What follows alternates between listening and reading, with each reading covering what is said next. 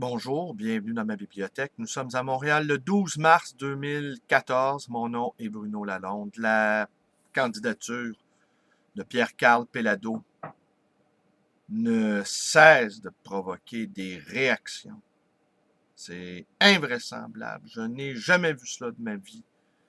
La panique dans le clan fédéraliste. J'ai eu quelques clients hier qui sont venus à ma librairie essayer, tenter d'engager la bagarre avec moi.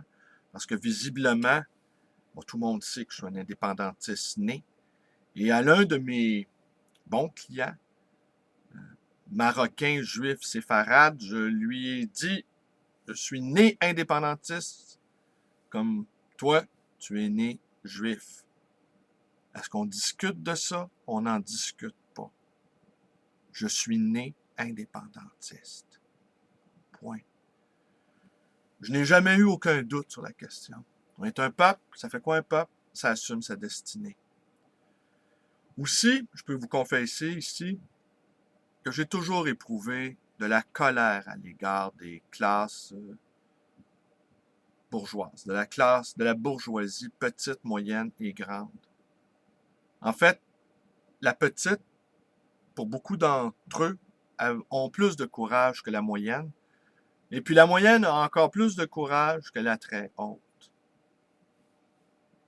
Et qu'un membre appartenant à la très très haute bourgeoisie vienne joindre les rangs indépendantistes, c'est une nouvelle sans précédent. C'est un changement total. Et bien souvent, j'entends dire, oui, à ma librairie toujours, il y a la bourgeoisie, il y a les parvenus, mais au Québec, les, les riches québécois, il n'y a pas tellement long à gratter pour voir que leurs grands-pères, leurs arrière-grands-parents étaient des agriculteurs ou tout simplement. Au Québec, tous les riches sont des parvenus. Les seuls qui n'en sont pas, et encore là, pour moi, c'est de peu d'intérêt de savoir si c'est du vieil argent ou de l'argent récent. Les seuls qui peuvent se targuer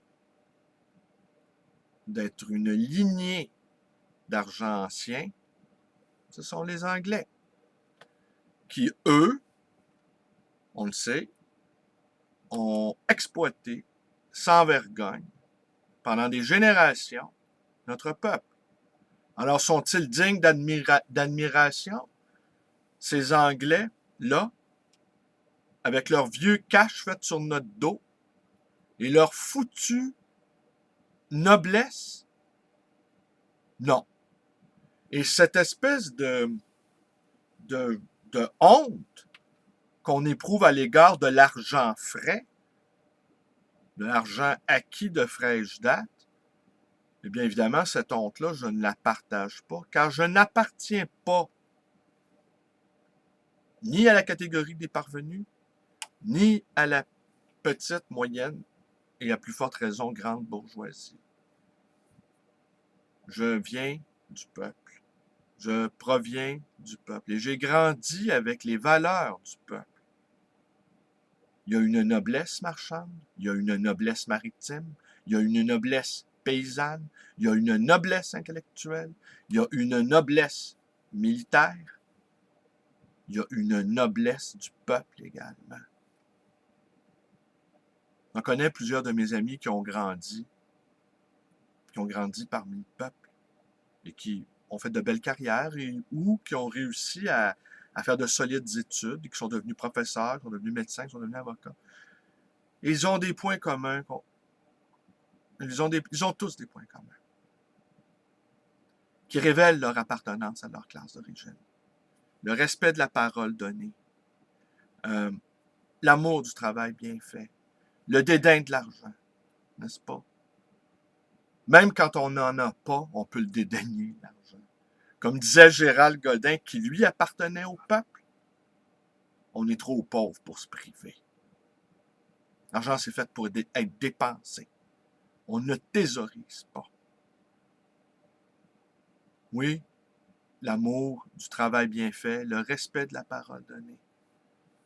Ce sont là des signes de la noblesse du peuple. Alors, comment réagit le peuple à la nomination, à l'arrivée de Pierre-Carl Péladeau? Avec un immense bonheur, avec une joie invraisemblable, car c'est précisément ce qui nous manquait pour faire un pays que toutes les classes sociales, du peuple à la haute bourgeoisie, soient enfin réunies dans un projet collectif. Oh, on les a assez vus, les Laurent Baudouin, les Paul Desmarais, et toute cette gang-là de parvenus au Québec. Les francophones sont nécessairement des parvenus. Alors, pour moi, c'est de peu d'importance de savoir si ce fric-là est un fric acquis de fraîche date ou si c'est un fric ancien fait sur le dos de nos ancêtres. Alors, de les voir, là, c'est Laurent Baudouin et Paul Desmarais inféodés aux Anglais, et d'en voir un, enfin, venant d'un milieu très riche, se mettre au service de notre peuple. C'est une nouvelle extraordinaire et dont les retombées risquent d'être absolument surprenantes. La bataille référendaire est engagée maintenant. Ce n'est déjà plus une élection sur la charte. Hein? Bientôt, les opposants à l'indépendance du Québec, peu importe ce qui arrive, devront accepter la charte. C'est quand même assez incroyable comme situation. Ils vont peut-être dire, OK, gardez votre charte, mais ne vous séparez pas. Non, la charte, elle va être appliquée. C'est une mesure administrative. Elle ne visait aucun groupe en particulier. C'est une mesure administrative d'État visant un tout petit nombre de gens. Parce que la question du religieux dans les structures de l'État, c'est une question qui a été réglée déjà il y a quelques décennies. On ne reviendra pas là-dessus. Et l'élément avec lequel devront compter maintenant les fédéralistes, qui vont absolument tout faire pour nous empêcher d'accéder à l'indépendance, ils vont tout faire. Les mamours, le chantage, les menaces, ils vont tout faire. Je ne serais même pas surpris qu'on voit réapparaître le terrorisme d'État. Je n'en serais pas surpris. Il y a déjà des réseaux, sans doute. Et de l'argent, il y en a pour foutre le bordel. Mais il y a un élément qu'on n'avait pas il y a 20 ans, lors du dernier référendum, qu'on nous a volé, comme le rappelait Péladeau. Nous avons maintenant un argument, nous avons maintenant un élément de plus à rajouter à notre arsenal, et c'est la rue.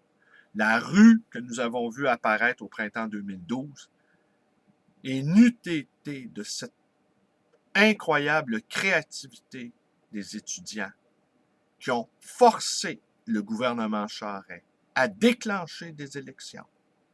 Les étudiants ne réalisent pas à quel point cette victoire-là est inouïe.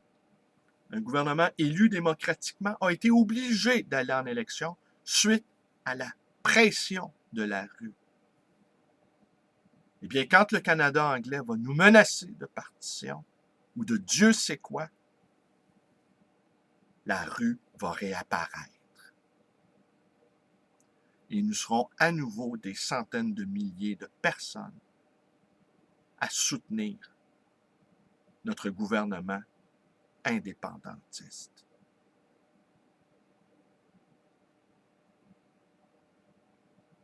La bataille du pays vient vraiment de commencer. Et nous disposons enfin, en la personne de Péladeau, qui est un symbole, qui va au-delà de sa petite personne, de tous les leviers, enfin, pour pouvoir accéder à notre pays. Merci, bonne journée.